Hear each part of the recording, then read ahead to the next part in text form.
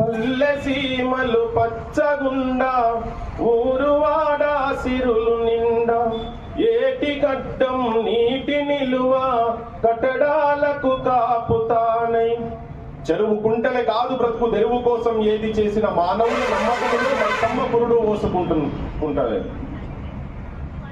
ఎవరి నమ్మకాలు వారివి, ఎక్కిరిచ్చే హక్కులు ఎక్కడివి, అగ్గికే చెదలెట్లా పడుతుంది నిగ్గదీసి అడుగుతున్నాను రాసిన పాటల.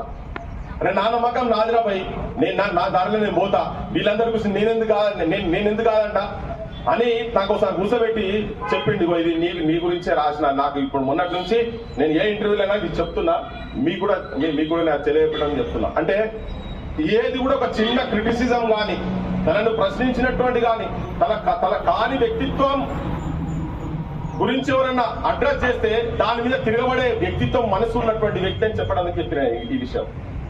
ఎక్కడో తన అంటే నా మీద ఈ బదనామా ఇస్తారా మీరు అన్నట్టు చల్ ఇట్లా కాదు అంటే తనకు ఒక పాట రూపం తీసుకొని వచ్చింది.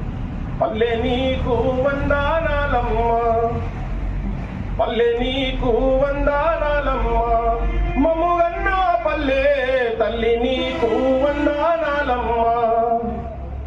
పాట నేర్పినవు, ఆట నేర్పినవు, బతుకు తెరువు బాట నేర్పినవు, పల్లె నీకు వందనాలమ్మా, నా తల్లి నీకు వందనాలమ్మా అని చెప్పని పల్లెల మీద తన జీవితం మొత్తం గురించి ఆ పాట వినోళ్ళుంటే ఎవరన్నా వినాలి.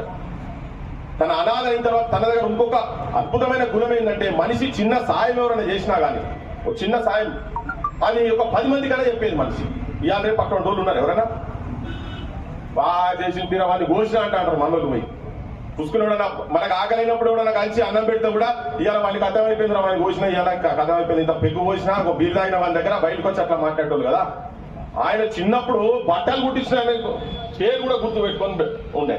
అంటే అంత విశ్వాసం ఉన్నటువంటి వ్యక్తి కటిక పేదరికంలో ఇట్లా స్ట్రగుల్ చేసి వ్యక్తిత్వాన్ని అక్కడిక్కడ పొడగొట్టుకోవాలి, ఇక్కడ తలవంచలే. ఆయన ఆఖరికి కొడుకు చచ్చిపోయినప్పుడు ఆత్మహత్య చేసుకొని సామూహిక ఆత్మహత్య, ఇల్లు మొత్తం అందరు కలిసి ఆత్మహత్య చేసుకుందామనే స్థాయి దాకా పోయినోడు మళ్ళెక్కడో తిరగబడి వచ్చి ఈ సమాజంతో పేదరికంతో వాస్తవంగా అనాథగా బతుకుడు అనేదే ఒక్కసారి మనం ఆలోచిస్తే, ఒక తాపీ మేస్త్రి ఏం స్ట్రగుల్లో ఎక్కడెక్కడికి వెళ్ళో ఏ రోజులు ఎట్లెట్లా తిండి దొరకకుండా ఆ పాటలు రాస్తాడు. ఇసుక మెత్తల మీదనే పండుకున్నా అని చెప్పి, అదే నాకు పరుపులైనవి పాన్పులైనవి అవే ఏసీ గదులైనవి అని దాంట్లో పాటలు కూడా ఉంటది. ఆ వర్ణన కావచ్చు, ఒక్కొక్క బాధ తన చెప్తా ఉంటా. అక్కడి నుంచి స్ట్రగుల్ చేసుకుంటా పోరాటాలు చేసి ప్రతి దగ్గర సంఘర్షణ, జీవితం సంఘర్షణ. అది ఏం చేసేదో నాతో చెప్తూనే నాకు ఎక్కువ టైంలు వేదికలు, దాని తర్వాత కలిసింది ఉస్మానియా.